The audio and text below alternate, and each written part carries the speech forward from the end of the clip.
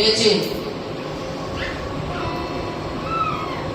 তাহাকে যে দেখিয়া যিশু কাছে ডাকিলেন, আর কহিলেন, হে নারী, তোমার দুর্বলতা হইতে মুক্ত হইলে। পরে তিনি তার উপরে হস্তার্পণ করিলেন, তাহাতে সে তখনই সোজা হইয়া দাঁড়াইল আর ঈশ্বরের গৌরব করিতে লাগিল। এই ঘটনাটা আমরা জানি তো, তাই নাকি? বাইবেলের কাছে একটা বিশ্রামবারে যিশু খ্রিস্ট সুস্থ করে কিনা, হালেলুয়া। এর জন্য অধ্যাপক ফরাসিরা দৃষ্টি দিয়েছিল যিশুর দিকে, যে বিশ্রামবারে সুস্থ করে কিনা, হালেলুয়া। যিশু খ্রিস্ট ঈশ্বরের বিরুদ্ধে কাজ করতে, জানো, হালেলুয়া। ঈশ্বর মসির মাধ্যমে বলেছিল যে তোমরা সপ্তাহে একটা দিন বিশ্রামবার পালন করতে পারো। যিশু খ্রিস্ট বিশ্রামবারে সুস্থ করতো, মানে বিশ্রামবারে কর্ম করতো। এটাতে যিশু খ্রিস্টের দোষ ছিল, জানো তো, যার জন্য অধ্যাপক আর ফরাসিরা বারবার তার দিকে আঙুল তুলত। Hallelujah, hallelujah. যিশু খ্রিস্ট সেই অধ্যাপক ফরাসিদের বুঝিয়ে দিচ্ছিলেন যে বিশ্রামবারে সুস্থ করা উচিত কিনা, ভালো কাজ করা উচিত কিনা, হালেলুয়া। বাইবেলের কাছে এখানে একজন মহিলা আসলো, তিনি 18 বছর ধরে তাকে দুর্বলতার আত্মা পাইয়াছিল। কতদিন? 18 বছর ধরে দুর্বলতার আত্মা পাইয়াছিল। সে কোনো ক্রমে সোজা হতে পারছিল না। বাইবেলের কাছে যিশু খ্রিস্ট ওখানে এসে উপস্থিত হয়ে বলছে যে তুমি দুর্বলতার আত্মা থেকে মুক্তি। বলার পর তার উপরে হাত রাখলেন আর তিনি সোজা হয়ে গেলেন, হালেলুয়া। এগুলো অনেকে আমরা জিসাস ফিল্মে দেখেছি, তাই তো নাকি? জিসাস ফিল্ম যারা আমরা দেখেছি, আমরা মনোযোগ দিয়ে তারা দেখেছি যে একটা কুজো মতো বুড়ি ধর্মদানে আসলো এবং যিশু খ্রিস্ট তার উপরে হাত রাখলো এবং সে সোজা হয়ে গেল, হালেলুয়া। ঘটনাটা জাস্ট এইটুকু দেখেছি। বাইবেলের কাছে সেই স্ত্রী যখন ওখানে আসলো, যিশু খ্রিস্ট বলছে তুমি দুর্বলতার আত্মা থেকে মুক্তি, দুর্বলতার আত্মা থেকে মুক্তি। সেই স্ত্রীরা প্রতিদিন ধর্মদানে আসতো এবং বিভিন্ন সুসমাচার শুনতো।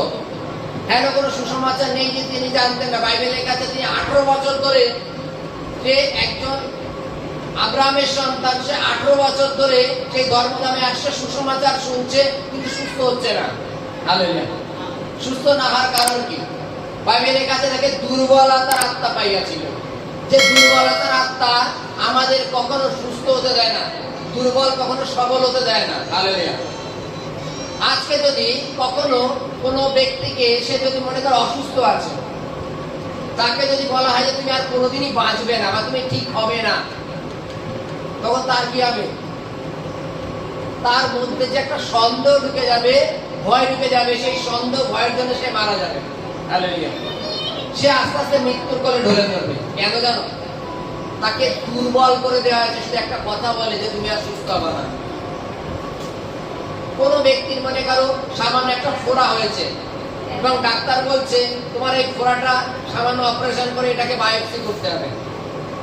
যখনই বলা হচ্ছে না বায়োপসি করতে হবে এবং এটাকে কলকাতায় নিয়ে যেতে হবে, তখনই তার মধ্যে শঙ্কা চালু হয়ে যায় যে ডাক্তার এত অপারেশন করে, আমার অপারেশন করার পরে বলছে এটাকে বায়োপসি করতে হবে। তার মানে কি? কলকাতায় গিয়ে যদি বায়োপসি করে ধরা পড়ে যেটা আমার ক্যান্সার, তাহলে তা বিশেষ, হালেলুয়া। বুঝেছি? যদি বায়োপসি হয় তাহলে তো প্রমাণিত হয়ে যাবে যে আমি ক্যান্সার আক্রান্ত। কেননা ডাক্তারের এমন কি সন্দেহ হলো যে এটাকে বায়োপসি করা প্রয়োজন, তার আগে এতদিন এত অপারেশন হয়েছে, কখনো তো বায়োপসি হয়নি, হালেলুয়া। এবার ওই যে সন্দেহ হলো এবং কোন ক্রমে ডাক্তার বললে হ্যাঁ তোমার একটুখানি ক্যান্সার ধরা পড়েছে, জাস্ট একটুখানি ক্যান্সার মুখে বলেছে, কিন্তু তার হৃদয়ে একটা বড় ক্যান্সার জমে গেছে যে আমি আর বাঁচব না। ক্যান্সার যখন ধরা পড়ছে, ক্যান্সার থেকে আমার আর মুক্তি নেই। ওটাই হচ্ছে তোমার দুর্বলতার আত্মা, হালেলুয়া। সেই স্ত্রীটা 18 বছর ধরে ধর্মদামে আসছিল, কিন্তু কখনো সোজা হয়নি। কেন জানো? কখনো দুর্বলতার আত্মা থেকে যে মুক্তি আর সেই সুসমাচারই প্রচার হয়নি, হালেলুয়া।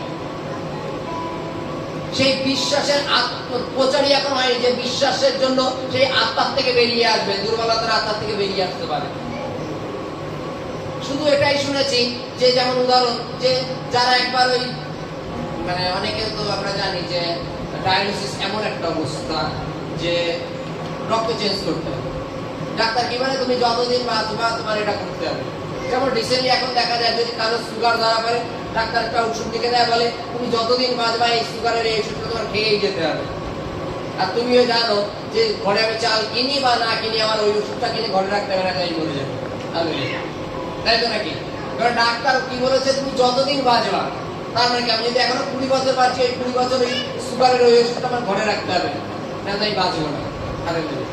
এটা কি? এটাই হচ্ছে দুর্বলতার আত্মা। হালেলুয়া। এটা হচ্ছে দুর্বলতার আত্মা।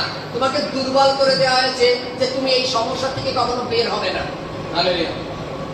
বাইবেলে বলছে যীশু খ্রিস্ট ঠিক যখন ওখানে আসলেন এবং তার কাছে যখন সেই স্ত্রীটা আসলো, বাইবেলের কাছে যীশু খ্রিস্ট বলছে এ আব্রাহামের সন্তান 18 বছর ধরে দুর্বলতার আত্মা একে ধরে রেখেছে। হালেলুয়া। কতদিন ধরে? 18 বছর ধরে দুর্বলতার আত্মা একে ধরে রেখেছে। সেই দুর্বলতার আত্মা থেকে বের হওয়া প্রয়োজন।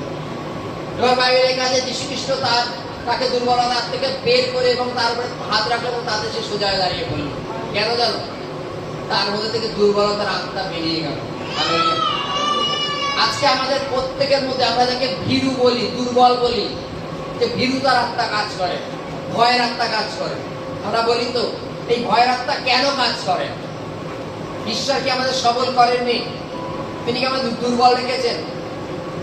তিনি আমাদের কি সাহসের আত্মা দেয়নি? বাইবেলের কাছে তিনি কি আমাদের ভীরুতার আত্মা দিয়েছেন? না, তিনি আমাদের সাহসের আত্মা দিয়েছেন। তাহলে কেন আমরা দুর্বল হব? কেন আমরা ভীরু হব? যেটা ঈশ্বরের দ্বারা সম্ভব না। হালেলুয়া। তাহলে আমরা কেন এটা মনে করব যে মনুষ্যের দ্বারা এটা হয়তো সম্ভব নাও হতে পারে, কিন্তু ঈশ্বরের দ্বারা এটা সম্ভব।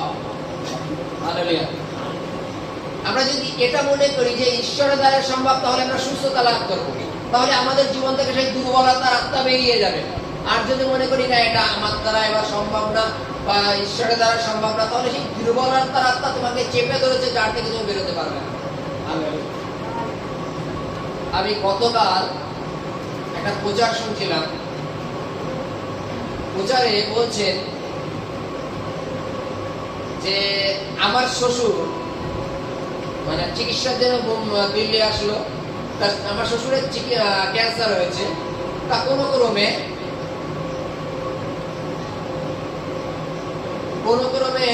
তাকে যখন পরীক্ষা করতে নিয়ে যাওয়া হলো, তা ডাক্তার বলছে আর 1 মাসের লোক আছে, মানে 1 মাস তো বাঁচবে, তার বাঁচবে না, তোমরা একে বাড়ি নিয়ে যেতে পারো, লাস্ট স্টেজ ক্যান্সারের। তা বলছে আমি রাত্রে প্রার্থনা করছি, মানে শ্বশুর বিশ্বাস করে না, কিন্তু জামাই একদম প্রচারক।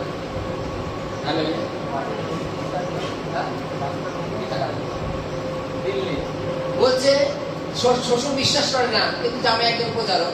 বলছে আমি ঘরে গিয়ে প্রার্থনা করছি, একটা স্বর্গদূত এসে আমার সামনে উপস্থিত। স্বর্গদূত এসে আমার সামনে উপস্থিত। এবার পবিত্র আত্মা আমাকে বলছে তুই স্বর্গদূতকে আজ্ঞা দে, স্বর্গদূতকে তুই আজ্ঞা দে। এবার আমরা জানি বাইবেলে লেখা আছে যে আত্মা যারা ঈশ্বরের আত্মা, সরি ঈশ্বরের যারা দূত হয়, এরা হচ্ছে আমাদের সাহায্যকারী দূত হয়। হালেলুয়া। যেমন দেখবেন এখন পোস্ট অফিসে গেলেন, দেখবেন পোস্ট অফিসে যারা আগে চিঠি দিয়ে বেড়াতো তারা প্রায় একবার বসেই থাকে, তাদের কাজ নেই। কেন জানো? এখন লোকে চিঠি রেখে না, সব ফোনে ফোনে হাল হয়ে যায়, তাই তো নাকি? কিন্তু কোনো এক সময় যখন আমরা ছোট ছিলাম তখন ফোন ছিল না, ফলে প্রিয় নালা যখন বেরোতো এত চিঠি নিয়ে বেরোতো, এক কোনাতে বাড়ি দিতে দিতে দিতে এক কোনাতে অন্য প্রান্ত চলে, কারণ তখন কাজ ছিল। আর এখন কাজ নেই, ওর জন্য বসে থাকে। বলছে স্বর্গদূত যারা হয় তাদের তোমরা আজ্ঞা দাও না কেন? তোমার আজ্ঞা নেওয়ার জন্য স্বর্গদূতরা বসে আছে, বসে বসে অলস হয়ে যাচ্ছে, তোমরা আজ্ঞা দাও। যীশু খ্রিস্টের নামে সেই স্বর্গদূতকে আজ্ঞা দাও, তারপর সে কাজ করতে বাধ্য। পবিত্র আত্মা যখন আমাকে সেজওয়ানের মধ্যে বললো, তখন তিনি স্বর্গদূতকে আজ্ঞা দিলেন এবং তার শ্বশুর রাতারাতি ঠিক হয়ে গেল। সে বলছে পরের দিন সকালবেলা ডাক্তার আমাকে ফোন করেছে, তুমি কেন আসো তো। আমি গেছি, বলছে আমার এই 40 বছর ক্যারিয়ারের মধ্যে আমি এরকম দেখিনি। বলছে ওনার কোনো সমস্যাই নেই, ক্যান্সারই নেই। হালেলুয়া। এটা কেন হয়েছে? হালেলুয়া। দুর্বলতার আত্মা তোমার থেকে বের করতে হবে, তাহলে তুমি একদিন সোজা দাঁড়াতে পারবে। Hallelujah, hallelujah.